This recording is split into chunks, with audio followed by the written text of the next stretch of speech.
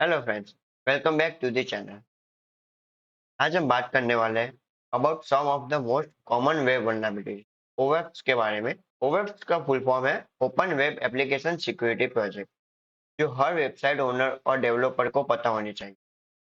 ओवेप्स के top 10 vulnerabilities के बारे में सुना है? अगर नहीं सुना है तो कोई बात नहीं, क्योंकि आज के वीडियो में हम सिंपल हिंदी में समझेंगे कैसे ये वल्नरेबिलिटीज काम करती है और उनको कैसे अवॉइड किया जा सकता है। तो चलिए फर्स्ट टॉपिक को समझते हैं। फर्स्ट टॉपिक है ब्रोकन एक्सेस कंट्रोल। तो चलिए फर्स्ट टॉपिक को समझते हैं। हमारा फर्स्ट टॉपिक है ब्रोकन एक्सेस कंट्रोल। सबसे पहले बात करते हैं ब्रोकन एक्सेस कंट्रोल की।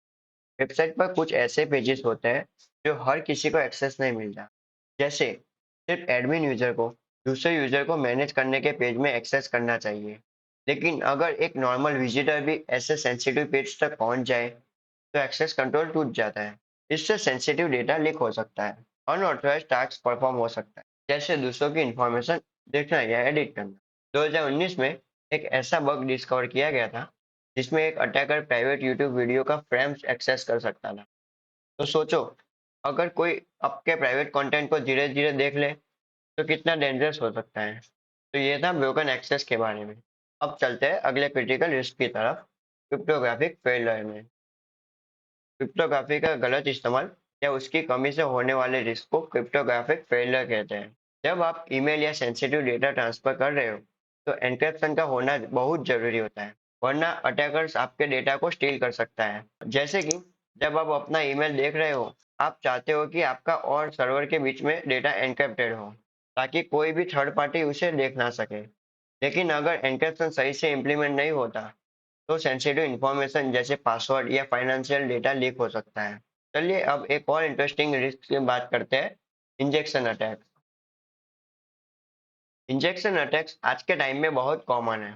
ये तब होता है जब एप्लीकेशन यूजर इनपुट को कमांड्स या पैरामीटर्स के रूप में इंटरसेप्ट करता है। सबसे कॉमन एग्जांपल है एसक्यूएल इंजेक्शन, जिसमें अटैकर मलिशियस एसक्यूएल क्वेरी डाल के डेटाबेस एक्सेस कर लेता है। इसका रिजल्ट हो सकता है सेंसिटिव डेटा का लीकेज या डेटाबेस का पूरा कंट्रोल। कमांड इंजेक्शन भी एक अटैक है, जिसमें अटैकर सिस्टम कमांड को एग्जीक्यूट करके सर्वर पे कंट्रोल ले सकता है। ऐसे अटैक्स को रोकने के लिए हमेशा यूजर इनपुट को सैनिटाइज करना चाहिए। अब आगे बढ़ते हैं और बात करते हैं इनसिक्योर डिजाइन के फ्लो के बारे में।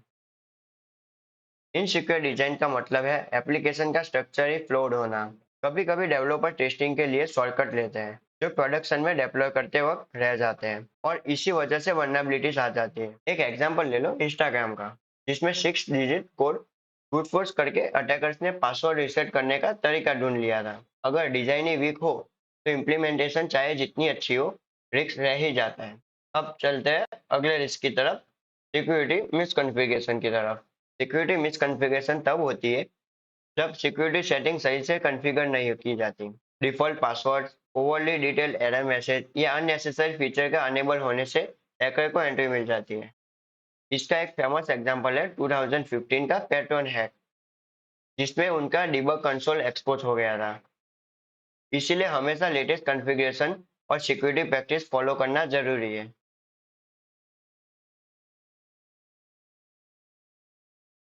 अब बात करते हैं एक और सीरियस थ्रेट के बारे में, वल्नरेबल आउटडेटेड कंपोनेंट। अगर आप आउटडेटेड सॉफ्टवेयर या कंपोनेंट्स यूज कर रहे हो तो अटैकर्स के लिए आपकी साइट का एक्सप्लॉइट ऑलरेडी अवेलेबल होता है, जैसे वर्डप्रेस के पुराने वर्जन में जो रिमोट कोड एग्जीक्यूशन एलो करते थे। अगर अपडेट्स नहीं आते तो आपका सिस्टम वल्नरेबल हो सकता है। अब आगे बढ़ते हैं और डिस्कस करते हैं identification authentication failure. Authentication flows allow attackers to log into user account without valid credential. Weak password, poor session management या brute force अटैक इस रिस्क को बढ़ा देता है। मल्टी फैक्टर ऑथेंटिकेशन एक स्ट्रॉन्ग डिफेंस होगा अटैकर्स को रोकने में। चलिए नेक्स्ट टॉपिक पे चलते हैं, software and data integrity failure. Integrity का मतलब होता है कि डेटा का अनचेंज रहना।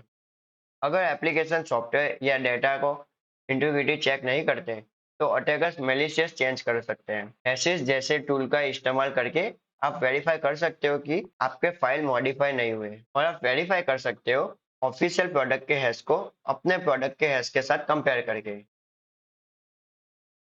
अगला पॉइंट है security logging and monitoring failure. अगर आपका वेब एप्लीकेशन में लॉगिन नहीं है तो कोई ब्रीच होने के बाद पता ही नहीं चलेगा कि क्या क्या कॉम्प्रोमाइज हुआ है। डिटेल लॉग और कंटिन्यूअस मॉनिटरिंग से सस्पिशियस एक्टिविटी डिटेक्ट की जा सकती है और टाइमली रिस्पॉन्स दिया जा सकता है। और फाइनली डिस्कस करते हैं dangerous vulnerability server side request forgery, जिसको हम SSRF अटैक के नाम से भी जाना जाता है। SSRF अटैक तब होते हैं जब अटैकर्स आपके सर्वर को कंट्रोल करते हैं और थर्ड पार्टी रिसोर्स को एक्सेस करते हैं। जैसे अगर एक अटैकर आपकी साइट को रिक्वेस्ट प्रूफ करके अपने सर्वर पे फॉरवर्ड करवा दे तो आपका सेंसिटिव डेटा उनके हाथ लग सकता है। तो दोस्तों, ये थे टॉप ओवेब रिस्क जो हर किसी को पता होने चाहिए।